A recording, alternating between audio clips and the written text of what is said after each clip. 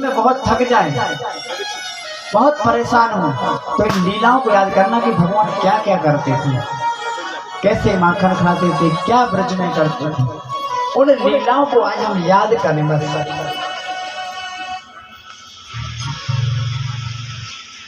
हम सब लोग कर्म करें, पूजा करें, पाठ करें, पर फल की इच्छा हमने कल कहा था ना करें।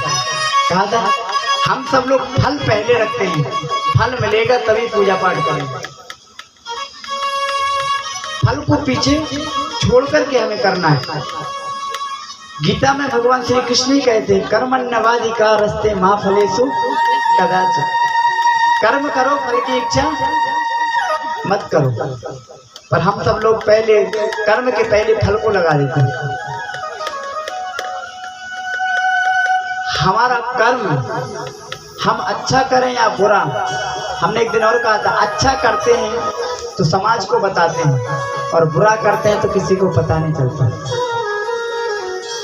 और ध्यान रखना, आपने अच्छा क्या किया है, बुरा क्या किया है, ये सिर्फ आपको पता है और आपको ही भोगना पड़ेगा। सब लोग कह देते महाराज ये सब ऊपर जाकर के हमें कर्म का फल मिलेगा, किसी को ऊपर जाकर नहीं मिलेगा। जो कर्म आपने किया है वो यही भोगना पड़ेगा। स्वर्ग और नरक सिर्फ यही है। आपको भले ही देर से मिले वो फल, पर मिलेगा। उदाहरण से एक बात स्पष्ट हो जाएगी। आपने किसी बगीचे में गए हैं, बगीचे में जाके आपने आम का फल देखा। किसका फल? आम का। आम का फल आपने देखा। देखा किसने? आँख ने। आँख तो फल को तोड़ नहीं सकती, उसके पास जा नहीं सकते। गया कौन? पैर। गए कौन? पैर। अब पैर भी नहीं तोड़ सकता है ना। पैर नहीं तोड़ा, तोड़ा किसने? हाथ ने। हाथ उसको खा भी नहीं सकता, खाया किसने? मुंह ने। अब मुंह उसको रख भी नहीं सकता। चखा किसने? रसना ने। और रखा किसने? पेट ने। और उतने ही देर, थोड़ी देर बाद माली ने देखा कोई फल तोड़ रहा है, आया, आकर के जोर से डंडा लगाया डंडा कहाँ पर? पीठ पे। अब बताओ पीठ का क्या कसूर? ना वो गई पास में, ना उसने तोड़ा, ना खाया, ना चखा। उसका कोई दोष है? कोई दोष नहीं है ना, उसका कोई दोष नहीं। तो एक संत कहते हैं इस कहानी में थोड़ा और आगे बढ़ो। बोले पीठ पे जब डंडा पड़ा तो वो रोया, आंसू निकला। बोले कहाँ से? आँख से। बोले और हमने कर्म की शुरुआत कहाँ से की? देखा किसने था? आँख ने। हम सब लोग भी फल को देख करके आगे भागते हैं, है ना, और सोचते हमें कोई ये कर्म कर रहे हैं, वो फल हमें मिल जाए, वो फल चाहिए। संसार में कोई नहीं देख रहा हमें, और हम उस फल के चक्कर में आगे उस बगीचे में घुस जाते हैं संसार के, है ना। यही तो है।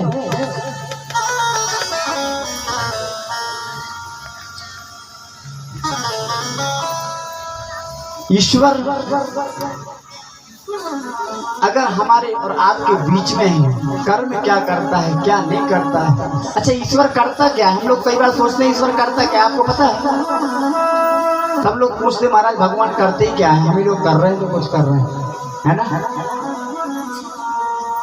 एक राजा थे, उनके अंदर एक प्रश्न आया। बोले महाराज भगवान करता क्या है, क्या आप हमें बता सकते हैं? बोले हाँ जरूर बता सकते हैं। बोले कैसे? बोले आपके यहाँ चलते हैं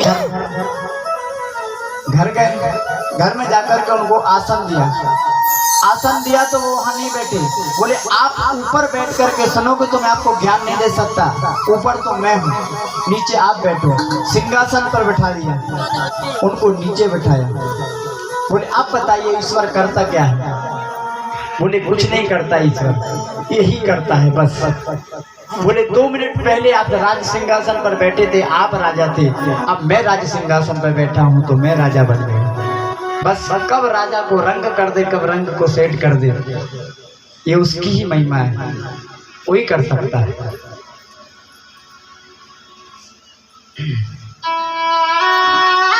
अब भगवान धीरे धीरे बड़े हो रहे हैं और इनका एक मंडल बन गया। उस मंडल का नाम क्या है? बाल गोपाल चौर मंडल। चोरी करना प्रारंभ कर रहे हैं। अब चोरी किस चीज की करते हैं भगवान सबको पता है। नवनीत मक्खन चुराते हैं। अब इनकी गैंग बन गई एक बच्चों की।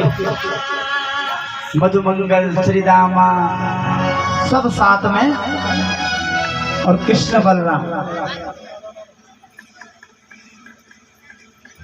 बलराम जी जब साथ में रहते तो कृष्ण शांत रहते हैं और जब वो साथ नहीं रहते तो ये थोड़ा सा उद्दंड ज्यादा करते हैं।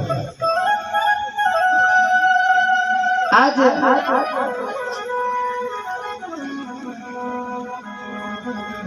उन्होंने सोचा किस गोपी के घर जाएं। शाम का समय था। एक गोपी के घर में पहले देखने गए माहौल कैसा है, इसके घर में मटकी कहाँ रखी है। देखने पहले यही जाते थे, है ना। किसी चोर जो होता है ना, पहले चोरी करने से पहले माहौल देखता है घर का कौन कितने टाइम पे कहाँ रहता है। तो ये समझदार हैं, अध्यक्ष हैं उस कमेटी के, तो ये देखने माहौल जाते हैं। और माहौल देखने के लिए जब अंदर जाते हैं तो क्या देखते हैं कि इस समय में जो घर के पुरुष वर्ग हैं वो तो नहीं है घर पे, सिर्फ माताएं हैं और बहू है जो वो रोटी पानी में लगी रहती है। बोले सास बैठी बैठी बिस्तर में कुछ नहीं करती, खटपट खटपट लगी रहती है। बोले ये देख सकती है, ये थोड़ी खाली बैठी है, इसको बिजी करवाना पड़ेगा। मटकी आने लग गए लोग। अब सबका ध्यान मटकी पर होगा।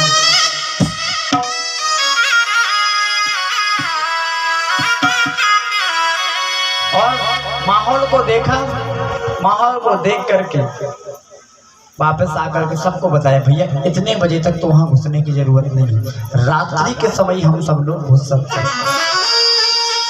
बोले ठीक है महाराज।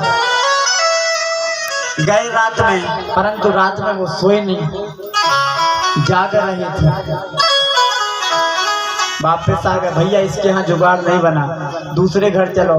दूसरे घर देखा, वहां पर भैया पति पत्नी पड़े हुए थे, अंधेरा था। अंदर जाके देखा कुछ नहीं मिला। तो कहते हैं बाबा की दाढ़ी को और उनकी पत्नी की चोटी को दोनों आपस में बांध करके श्रीमान जी खिड़की से निकल आए और जोर से एक पत्थर बाहर आकर के फेंका कि कैसा घर, इसके घर में दूध दही नहीं है। घर के ऊपर पत्थर बड़ा सा फेंक करके कन्हैया भागे और बोले चोर चोर चोर चोर। दोनों पति पत्नी उठे भैया, जैसे घबरा कर उठे तो वो अपनी तरफ खींच रहे, वो अपनी तरफ खींच रहे।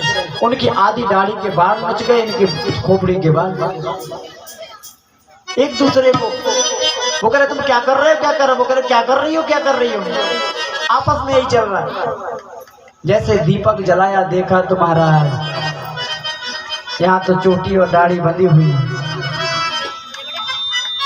अब ये घूम रहे हैं सिर्फ माखन के लिए, मिश्री के लिए, नहीं मिला। दूसरे घर गए, रात में घूमने हैं बस। दूसरे घर गए, उसके घर में अंधेरा, उसके घर में भी कुछ माखन मिश्री रखा भी है तो अंधेरे में कहाँ रखा कुछ पता नहीं। विचार किए कहाँ जाए इसके घर,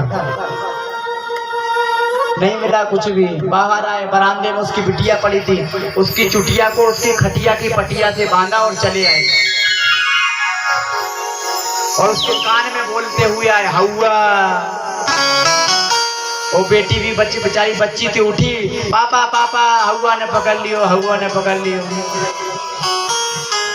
जब तक पापा आए जब तक तो श्रीमान जी निकल पड़े। ऐसी ऐसी लीलाएं कन्हैया ब्रज के अंदर करते हैं। दूसरे घर गए, हम सब लोग भी ये मटकी बन गई है। बस 5 मिनट माखन चोरी की लीला करेंगे। कथा लंबी है, फिर कथा को श्रवण करेंगे, ठीक है।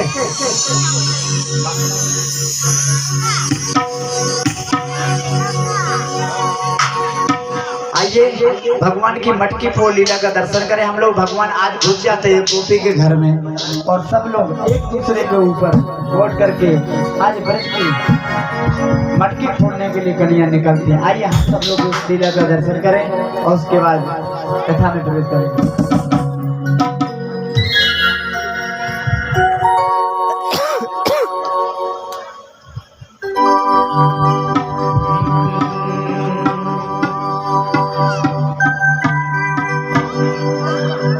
बोल माखन चोर भगवान की जय।